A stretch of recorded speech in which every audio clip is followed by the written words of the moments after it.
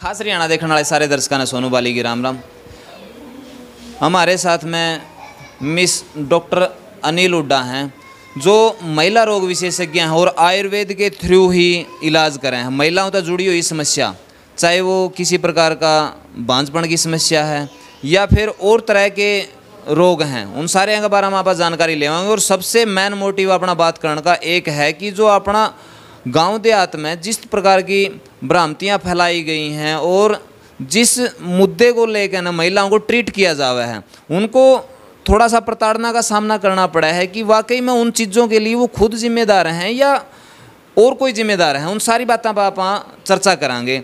नमस्कार मैम। नमस्कार जी, आपके दर्शकों को मेरा नमस्कार जी। मैम, सबसे बड़ी बात है कि अपने जो गांव देहात में है एक बात आवा है कि मारा आई और मारा आकर न इसकी मुसी लगनी जामी, तो उसका खातर कौन जिम्मेदार है? अगर बच्चे नहीं होंगे बांझ जिम्मेदार कौन है इसका?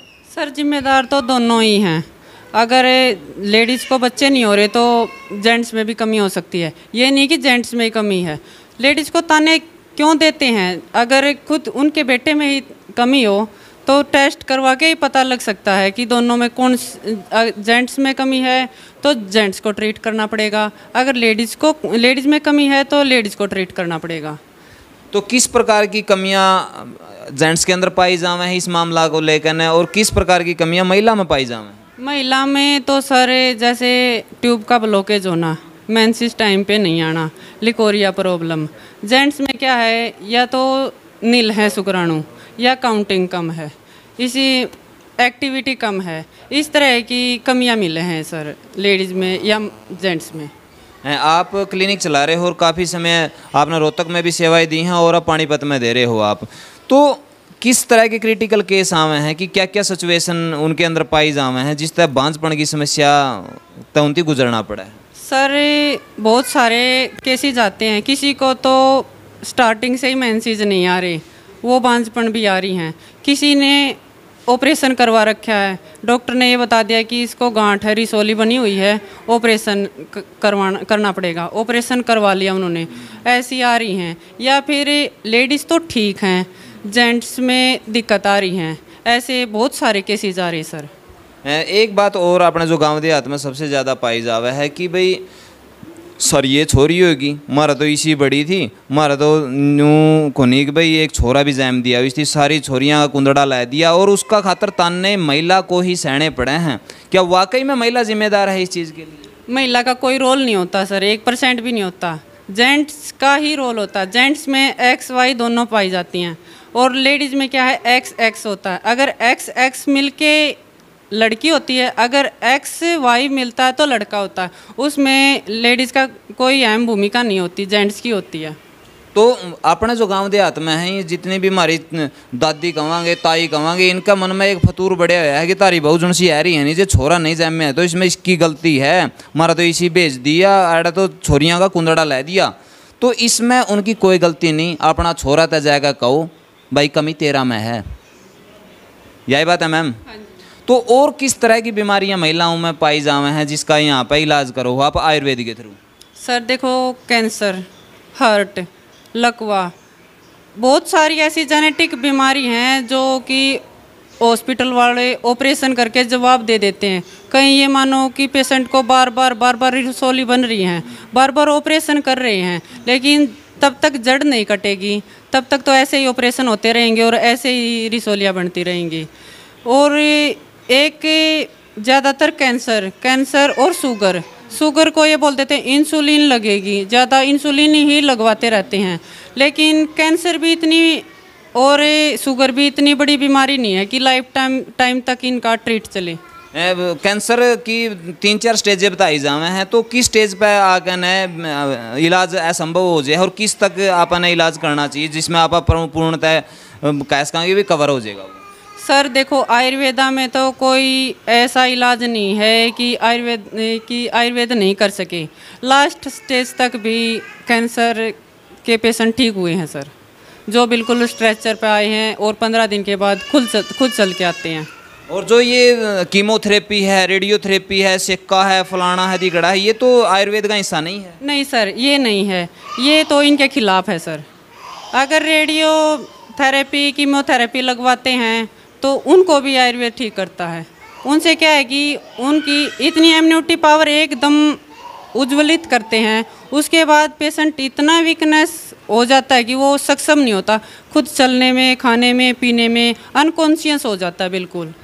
जो कीमोथेरेपी और रेडियोथेरेपी है, इसके थ्रू आदमी का जो इम्यूनिटी सिस्टम है बिल्कुल ही ख़त्म चला जावा है। आपने खुद देखोगे उसके सिर के बाल भी चले जावे हैं, सेलियाँ के बाल भी चले, उसका शरीर पर कोई बाल नहीं बचता। क्योंकि जब आदमी का शरीर पर बाल भी नहीं अटक सकता तो उसका मैं कितना दम बच रहा होगा।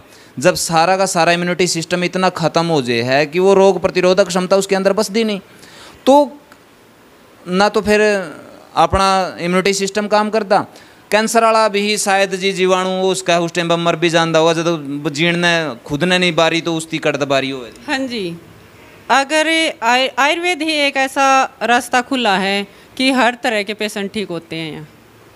जो महिलाओं में है ब्रेस्ट कैंसर की शायद ज़्यादा केसेस आए हैं, तो ब्रेस्ट कैंसर किस वजह से हुआ है और इसमें मैन मुख्य भूमिका किस गलती की हुआ है कि भाई इस वजह से ब्रेस्ट कैंसर? सर ये तो लेडीज़ में खाने पीने की वजह से ज़्यादा हो रही हैं। देखो बच्चे को दूध पिलाते समय भी लेडीज़ ध्यान नहीं रख पाती, उस वजह से भी मेन समस्या तो ऐसे ही बनती है सर लेडीज़ को। तो इसमें ज़्यादा आप किसी भी दूसरा हॉस्पिटल में जाओ वहाँ तो ऑपरेशन है कि उसकी जो दूधी है उसको काट दिया जाओ है ब्रेस्ट कैंसर की सिचुएशन में, तो यहाँ पे किस तरह से ट्रीट करें? सर देखो उसकी दूधी को काट दिया जाता है लेकिन कैंसर जड़ से तो नहीं कटती, वो फिर उस जगह से नहीं तो दूसरी जगह से उभर लेगी। यहाँ से क्या है कि पंचगव्य आयुर्वेदा से ही ट्रीट करेंगे सर, करते हैं सर उसको। ये थेरेपी किस तरह से है, एक बार थोड़ा सा खोल कर बताओगे? जो ये पंचगव्य बता रहे हो आप, इसकी थोड़ा सा खोल कर बताओगे कि किस तरह की थेरेपी है? सर ये गाय माता के 5 तत्व से बनी हुई है, जैसे गौमूत्र, गोबर, दूध, दही, घी चीज़ों से मिलके ये पंचगव्य हाँ जी निर्माण उसी से ट्रीट करते हैं सर।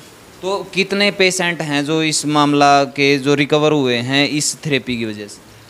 इससे सर यहाँ 3 महीने के अंदर तो सर ये मानो 300-350 के करीब ठीक हो चुके हैं। और अगर कोई यहाँ पे पेशेंट आना चाहे या फिर जानकारी प्रोवाइड करवाई जा सके किसी तरह से उनको, तो आपका एड्रेस क्या रहेगा? Sir Shiva health care hospital, sugar mill के सामने, FCI गोदाम के पास, Gohana road, Panipat. Phone number है सर 7300-9675। दूसरा है सर 7300-9676। किसी भी टाइम ऑन कॉल रहते हैं सर स्टाफ। तो किस किस तरह के रोगों के लिए आपसे मिल सकते हैं वो?